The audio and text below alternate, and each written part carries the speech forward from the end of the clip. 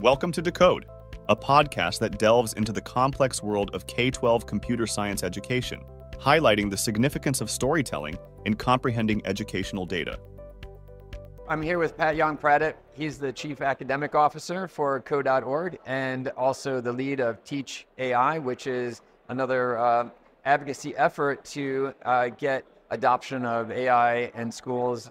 And would love to kind of hear a little bit about kind of your background and how you got some really, enthusiasm around the effort in AI, which you guys really have led before this conference, which is really focused on AI.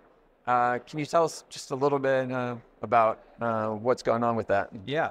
Well, I taught for 13 years, special education science and computer science, middle school and high school, which led me to Code.org. I share that because as a computer science teacher, my mission was to provide every student in my school, district, and even in my state the opportunity to learn computer science. So there's already a lot of Code.org in me already. But then Code.org started and they were looking for someone to lead their education initiatives.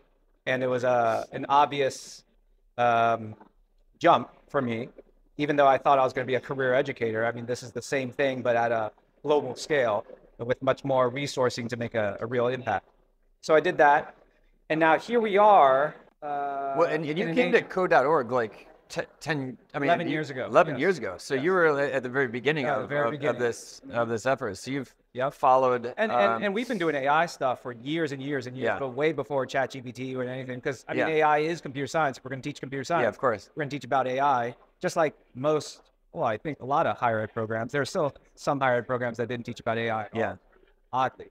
But now they do. At the beginning of all the buzz around ChatGPT, we realized we needed to go beyond just our current AI offerings, like, how AI works, bias, ethics, social impacts, things like that, to actually branch into like how AI is used.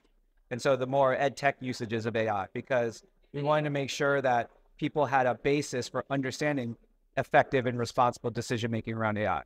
And from our vantage point, I wouldn't say it starts with how AI works, but how AI works was a missing component of that.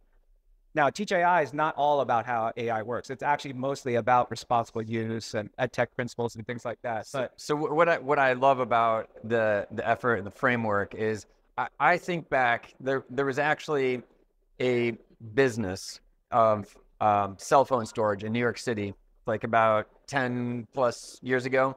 So, the greatest learning device in the history of the world was banned at our education institutions. So, and actually in schools, the food truck guys the students would line up outside of the school, and they would hand the food truck guy their cell phone, pay them $1 to store the cell phone for the day because they couldn't bring it into school. And it just makes me reflect that, 10 years ago, we were banning cell phones, and we were just about to ban AI in schools. And in fact, it is blocked still in a lot of schools. Yet your efforts have actually, I think, turned things around very, very quickly, where New York City really, quickly recanted their efforts. We had nothing to do with New York City's unbanning ChatGPT. And it's very flattering to think that Teach AI might have had any role in kind of stemming the tide of like banning AI and people being more open to how do we use this as an opportunity to transform education. I don't know. I hope so. But actually, you bring up cell phones. Let's get controversial, Stanley. Sure. I'm a parent of a 16-year-old, 14-year-old, and a 9-year-old. Okay, I have 13, 15, and 17. So you know exactly. Yeah, so we're in the same ballpark. I was teaching last in 2013, and at that point, cell phones were starting to really accelerate in terms of like kids getting on them or kids getting in trouble in class. My school still banned them. Right. Banned them in the sense that you had to keep them in your pocket or in your locker and all that. You couldn't just take it out. Yeah. But now I walk into schools, and kids are just stuck to them in the hallways, with their earbuds and all that.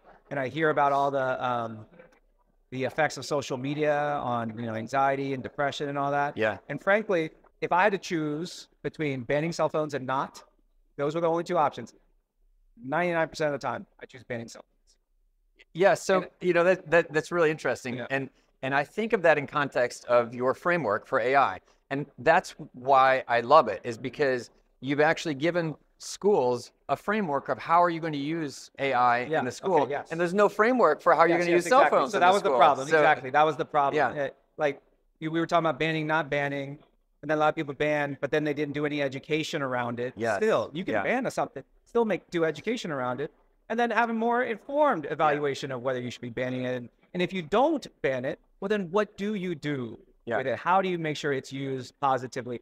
And how do you even know, like, if it starts going off the rails, when you should like pull it back again? But there can't be this like Wild West. Can you talk in terms of AI? What are those sorts of things that schools and superintendents should understand? First off, I would say, that's AI literacy, right? Sure. It all starts with the basis of AI literacy. And just understand what is AI literacy, right? Yeah, because I've been talking to a lot of superintendents in schools, and interestingly, it's like sometimes we're starting very, very basic and just saying it's more than actually just cheating on essays. Like where do you start? I start very basic. Right. I start off with a simple, like a pseudo-coded program. I show them code, most of them for the first time. Yeah. Okay. Then I build from there into like classical AI approaches and expert systems. And then I say, this is where AI kind of started, and people were training AI to play games and things like that. And actually AI was early on an ed tech tool, in fact, as well. Yeah. And then I said, this is where it has gone in terms of machine learning. But I quickly get into the implications. Like, what are the implications of machine learning? Or it takes a lot of data. Or where does that data come from? Is there a lot of consent? Is there bias in the data? Like, so people understand like where these things come from. It demystifies AI, and it helps them understand. It gives them the basic components, a foundation upon which they can build other layers, and ultimately make more responsible decisions about. What about the jobs argument, right? When you think about the number of computing jobs that are out there, and that's one of the things I love about your data is I look at the state scorecards pretty frequently and look at the number of computing jobs that are out there and the average salary of those jobs by state. I mean, that's really but it's really compelling data when you talk with a superintendent or district leaders or whoever you're talking about, that look, if we don't educate our kids on how to do this, I mean, this is an opportunity for like just economic transformation. I taught for 13 years. I saw kids reaching out to me on LinkedIn later, senior software engineer at Google, started this startup, does this, does that. And I'm just so proud of these kids. And I know that I had a part in that. Why? Because I was the only computer science teacher that they ever had. And so if I wasn't there, a lot lower probability of them doing what they're doing now. Yeah. So I saw the economic argument right then and there. And obviously with AI, the economic argument crosses all sectors. And, we're going to see, that famous saying now that we won't be able to attribute to anyone, but like, it's not AI that will take your job. It's someone who knows how to use AI well or whatever who will take your job. It's a Harvard professor. And for the life of me, I can never remember his name. Yeah. Oh, maybe it is someone I know. Okay. I'll have to look that up so that I don't have to say, I don't know who said it, but yeah. Yeah. Well, so we're here at ASU GSV conference, right? And the whole theme is AI, which is really, pretty exciting. What are your goals at the conference? What are you taking away? I'll tell you what I'm taking away, Stanley. Yeah. So for all my teacher colleagues who listen to this podcast, so this ASU GSV thing, guys, is like it's a business side of education that I rarely get to engage with because I'm a nonprofit. Right. And there are wheelers and dealers out here. There's mergers and acquisitions and lots of investment conversations and people like hunting down other people and doing pitches and all that. And it's a little overwhelming for the educator in me. Yeah. I do wonder like what the internal motivations are. I feel like it's a positive thing where people really do want to do good for education. Right. But I wonder what's the balance between doing good for education and making a buck. Yeah. And And so that's it's you know, a very it's really interesting. I think of this conference as the Davos of education, and when I think of Davos, it's a meeting place, and it's kind of crazy because I've actually had about 6 meetings. I live in New York City suburbs in Connecticut, so I actually have had about 6 meetings with people from New York, all the way on the West Coast. So it's you know, it's the big meeting place. But I will tell you, just from my perspective, you know, I'm in education, and I am on the business side, running a computer science education company and robotics. But I got into education just because I am, like a lot of other people in this business, someone who wants to make a living, but also make a difference. And it really is a nice balance. That's that's what gives me a lot of hope. Yeah. So, you know, I don't want to disparage this conference and like the idea of making money off education. What I want to say is that being in this environment is eye-opening, but I do feel like a generally positive vibe. And I can tell that people are very well-meaning, like you, Sam. Yeah.